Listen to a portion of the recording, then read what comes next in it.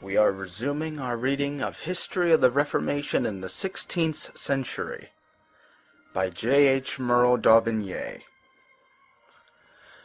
We continue on now with Chapter 9. The Nobles. Different Motives. Hütten. Literary League. Letters of some obscure men. Their effect. Luther's opinion. Hütten at Brussels. His letters. Seckingen. War. His death. Cronberg. Hans Sachs. General fermentation.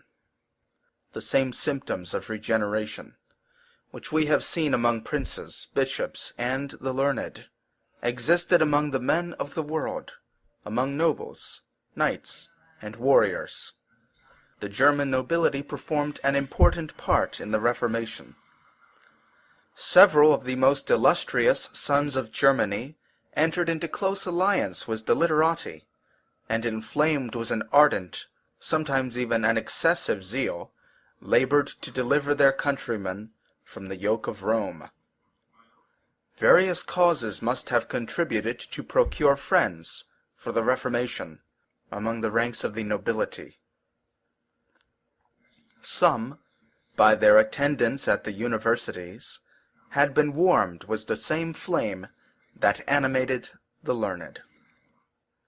Others, whose education had trained them to generous feelings, had their minds predisposed in favor of the beautiful doctrines of the gospel. To several, the Reformation seemed to present something of a chivalrous character, which fascinated them, and bore them along in its train.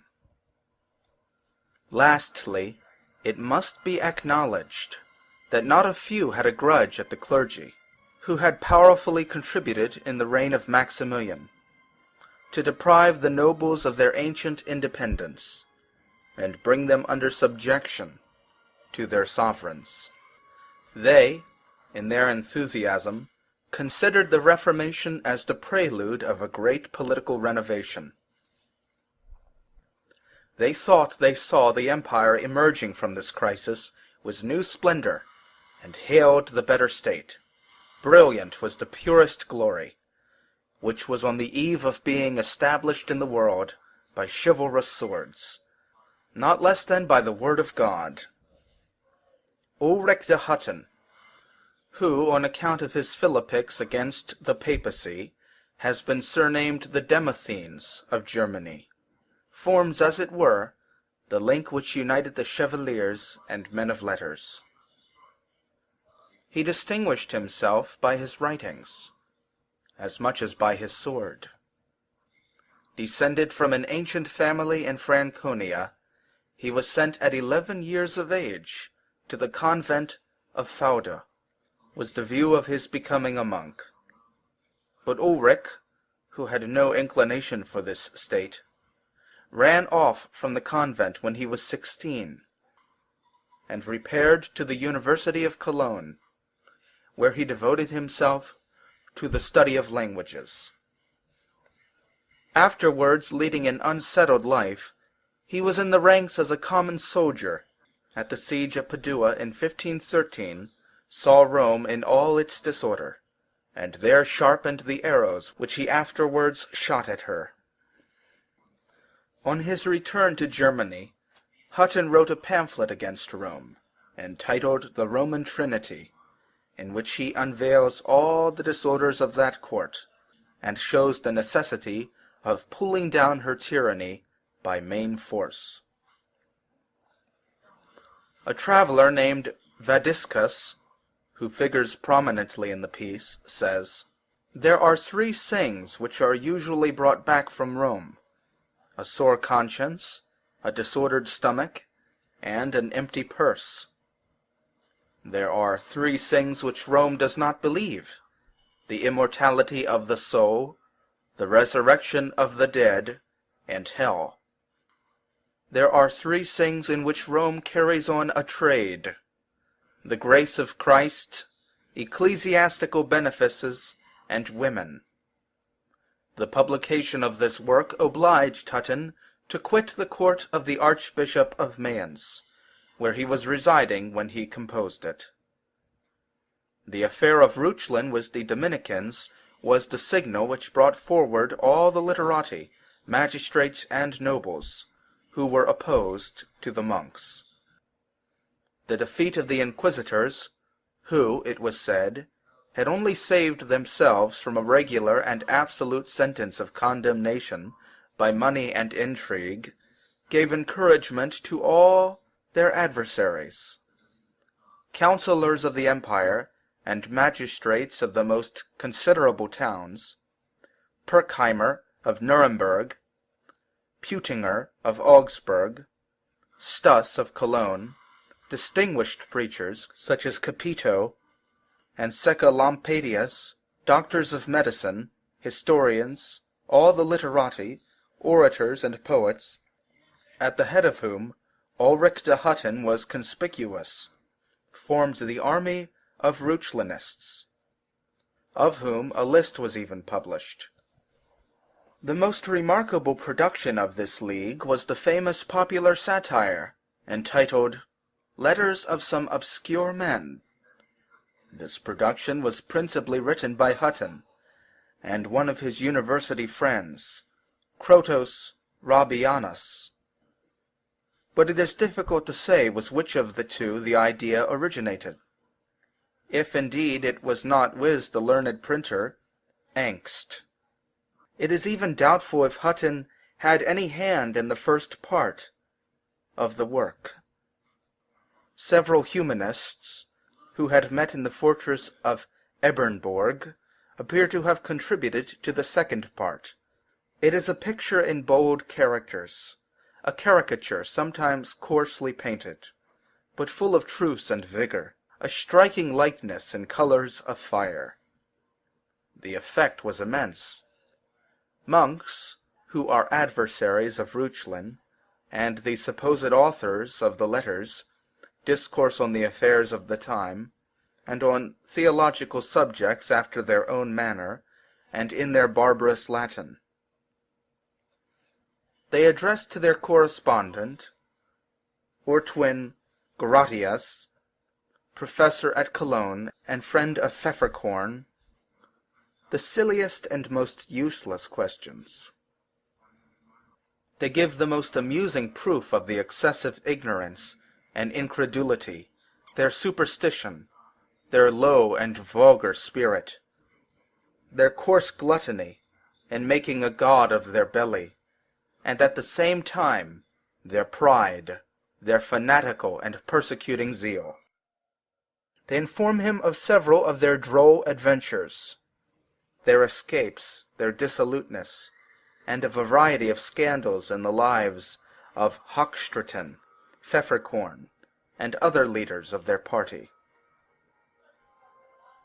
The tone of these letters, sometimes hypocritical and sometimes childish, gives them a very comic effect, and yet the whole is so natural that the Dominicans and Franciscans of England received the work with high approbation, believing that it really was composed on the principles of their order, and in defense of it.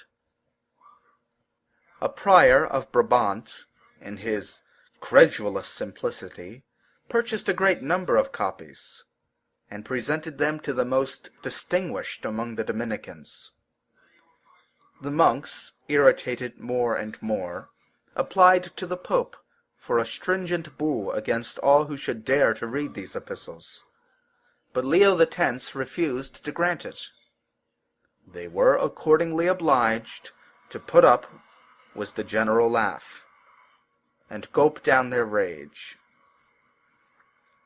No work gave a stronger blow to these pillars of papism.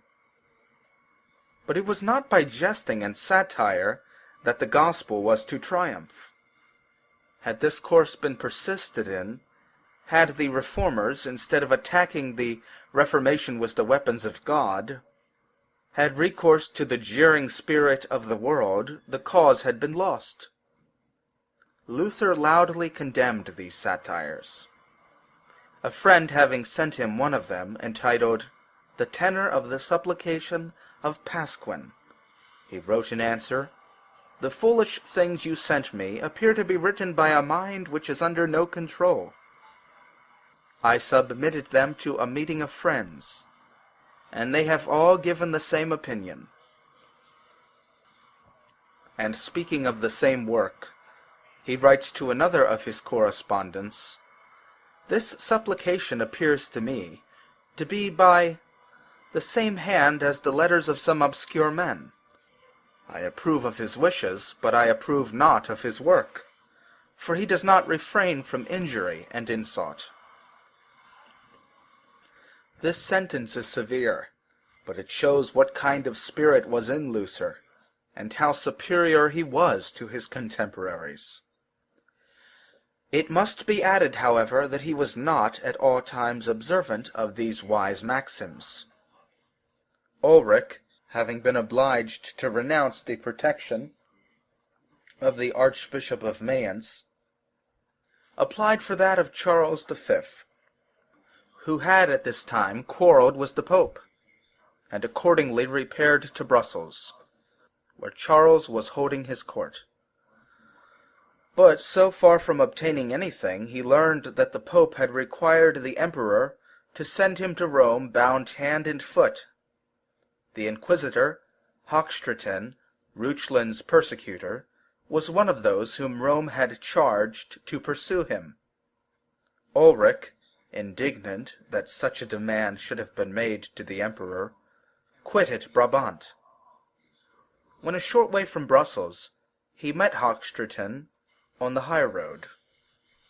The Inquisitor, frightened out of his wits, falls on his knees, and commends his soul to God and the saints. "No," said the knight, "I will not soil my sword with such blood as yours," and giving him several strokes with the flat of his sword, allowed him to depart. Hütten took refuge in the castle of Ebernburg, where Francis de Seckingen offered an asylum to all who were persecuted by the Ultramontanists. It was here that his ardent zeal for the emancipation of his country dictated the remarkable letters which he addressed to Charles V, Frederick Elector of Saxony, Albert Archbishop of Mayence, and the princes and nobles, and which entitle him to a place among the most distinguished authors. Here too he composed all those works which, being read and comprehended by the people, inspired Germany with a hatred of Rome and a love of freedom. Devoted to the cause of the Reformers, his object was to induce the nobility to take up arms in favor of the gospel, and fall with the sword on that Rome which Luther only wished to destroy by the word, and by the invincible force of truce. Still, amid all this fondness for war, we are pleased at finding tenderness and delicacy of sentiment in Hütten. On the death of his parents, though he was the eldest son, he gave up all the family property to his brothers, and prayed them not to write him or send him any money, lest, notwithstanding their innocence, they might be brought into trouble by his enemies, and fall into the ditch along with him. If the truce cannot own Hütten for one of her children, for her companions are ever holiness of life and purity of heart, she will at least make honorable mention of him, as one of the most redoubtable adversaries of error. A similar testimony may be borne to Francois de Seckingen, his illustrious friend and patron.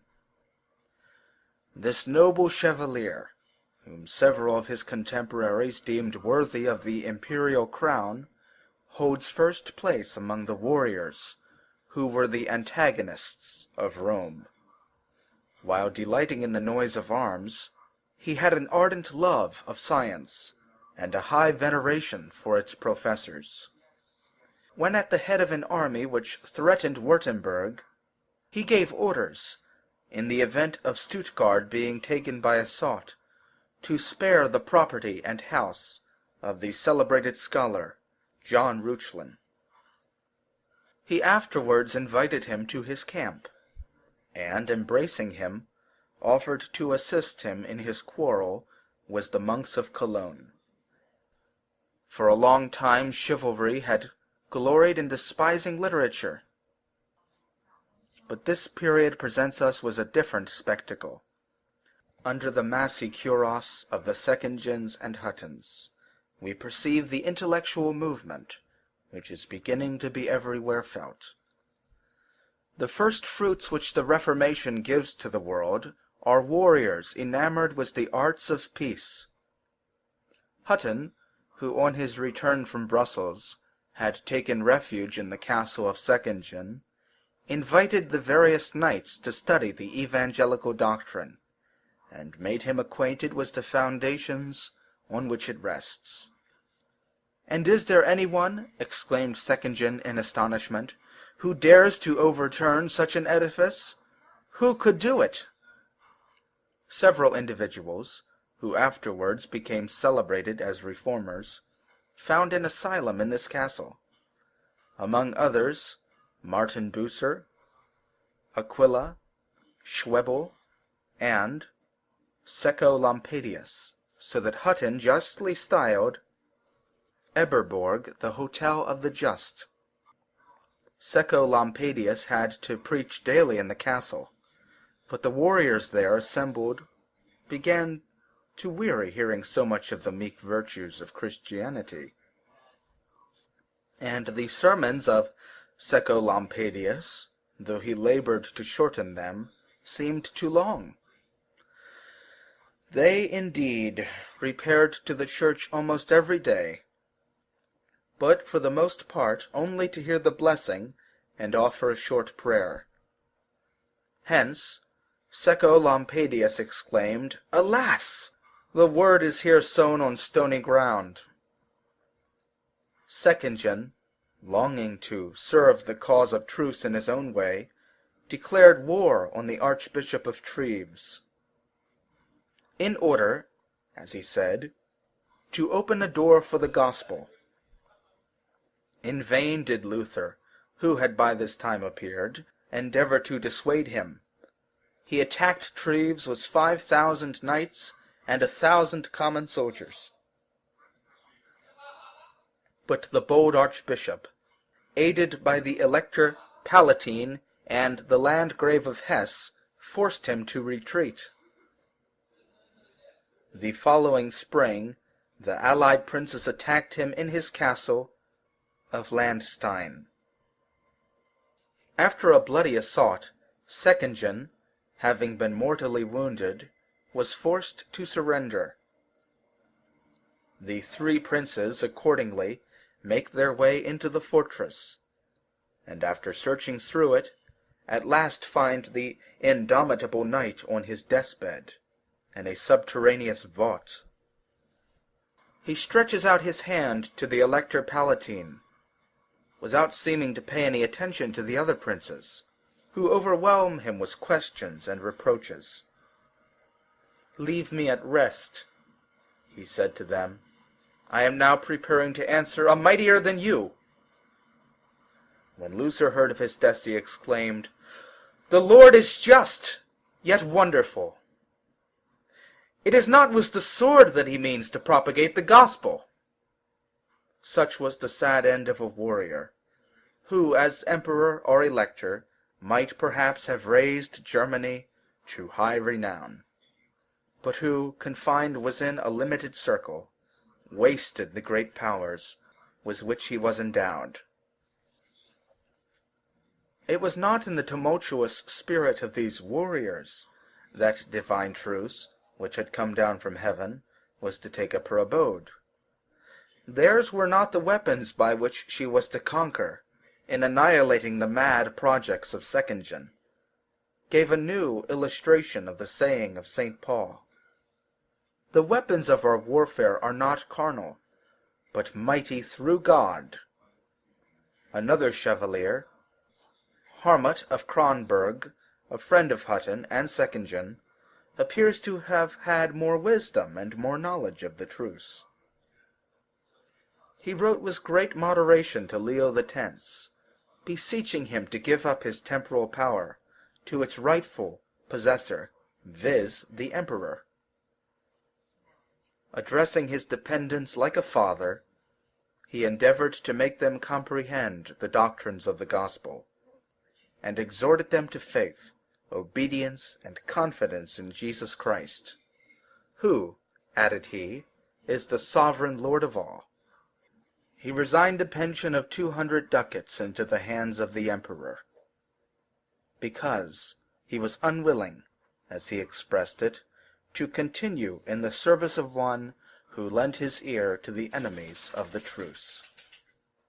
I have somewhere met with a beautiful saying of his, which seems to place him far above Hütten and Seckingen. The Holy Spirit, our heavenly teacher, is able, when he pleases, to teach us more of the faith of Christ in 1 hour than we could learn in 10 years at the University of Paris. Those who look for the friends of Reformation only on the steps of thrones or in cathedrals and academies, and maintain that no such friends exist among the people, are under a serious mistake. God, while preparing the heart of the wise and powerful, was also preparing, in retirement, many simple and humble-minded men, who were one day to become obedient to the word. The history of the period gives evidence of the fermentation which was then going on among the humbler classes. The popular literature, previous to the Reformation, had a tendency directly opposed to the spirit which was prevalent in the Church. In the Eulenspiegel, a celebrated popular poetical collection of the period, the laugh is incessantly kept up at priests, beasts, and gluttons, who keep full-stocked cellars, fine horses, and well-lined pantries. In the Renard Rheineck, the households of priests, with their little children, play an important part. Another popular writer thunders with all his might against those ministers of Christ who ride splendid horses, but won't fight the infidels. And John Rosenblatt, in one of his carnival games, brings the Grand Turk upon the stage, to preach a seasonable sermon to all the states of Christendom. It was unquestionably in the bowels of the people that the Reformation, which was soon to break out, was fermenting. Not only from this class were youths seen coming forth, who were afterwards to occupy the first stations in the Church, but even individuals, who continued all their lives to labor in the humblest professions, contributed powerfully to the great awakening of Christendom. It may be proper to give some traits in the life of one of them. On the 5th November 1494, a tailor of Nuremberg, by name Hans Sachs, had a son born to him. The son, named Hans John, like his father, after having received some schooling, was apprenticed to a shoemaker. Young Hans availed himself of the liberty of thought, which this humble profession afforded, to penetrate into the higher world, in which his soul delighted. Songs, after they ceased in the castles of chivalry, seemed to have sought, and to have found, an asylum among the burghers of the joyous cities of Germany. A singing school was held in the church of Nuremberg. The performances which took place there, and in which young Hans was accustomed to join, opened his heart to religious impressions, and helped to awaken a taste for poetry and music. The genius of the youth could not long brook confinement within the walls of his workshop.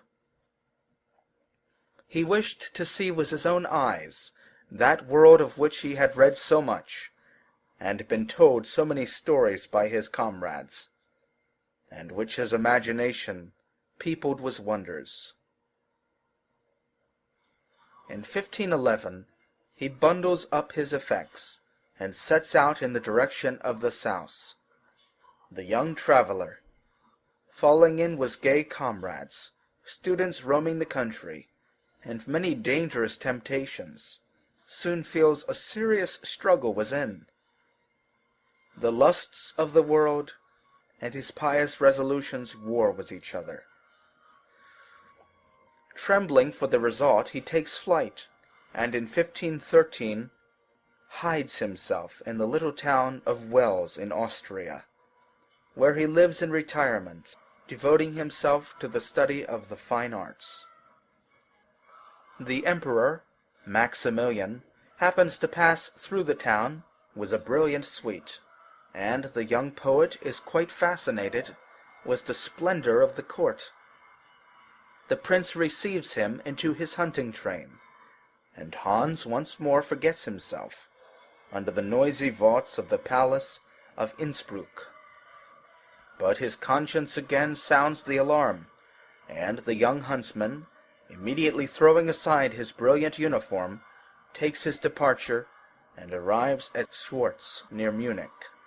There, in 1514, at the age of 20, he composed his first hymn, In Honor of God, setting it to a remarkable air. It was received with great applause. In the course of his journeys, he was witness to many sad proofs of the abuses under which religion groaned. On his return to Nuremberg, Hans commenced business, marries, and becomes the father of a family. When the Reformation breaks out, he turns a listening ear. He cordially welcomes the Holy Scripture, which had already endeared itself to him as a poet, and he no longer searches it for images and hymns, but for the light of truth. To this truth he consecrates his lyre. From a humble stall in front of one of the gates of the imperial city of Nuremberg come forth notes which re-echo over Germany, and everywhere excite a deep interest in the great revolution which is going forward. The spiritual songs of Hans Sachs, and his Bible turned into verse, greatly aided the work. Indeed, it would be difficult to say which of the two did most for it, the Elector of Saxony, vicegerent of the empire, or the shoemaker of Nuremberg. Thus, then, there was something in all classes which announced a reformation. On all sides signs appeared, and events pressed forward, threatening to overthrow the work of ages of darkness, and introduce men to a period in which all things were to become new. The hierarchical form, which several ages had been employed in stamping upon the world, was on the eve of being effaced. The light which had just been discovered had, with inconceivable rapidity, introduced a number of new ideas into all countries, and all classes of society gave signs of new life. "O age!" exclaims Hütten, "studies flourish, and minds awake. Mere life is joy!" The human intellect, which had been slumbering for so many generations, seemed desirous, by its activity, to redeem the time which it had lost. To have left it in idleness without nourishment, or to have given it no better food than that which had long maintained its languid existence, would have been to mistake the nature of man. The human mind, having at length perceived what it was, and what it ought to be, looked boldly at these two states, and scanned the immense abyss which lay between them. Great princes were on the throne.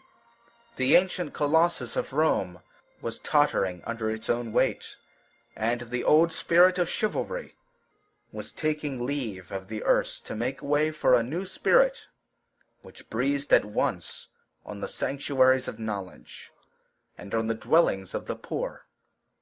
The printed word had taken wing, and been carried, as the wind does certain seeds, to the most distant regions. The discovery of the two Indies had enlarged the world. Everything announced that a great revolution was at hand. But whence will the blow come which is to strike down the ancient edifice, that a new edifice may arise out of its ruins? Nobody could say. Who had more wisdom than Frederick? More science than Reuchlin? More talent than Erasmus? More spirit and versatility than Hütten?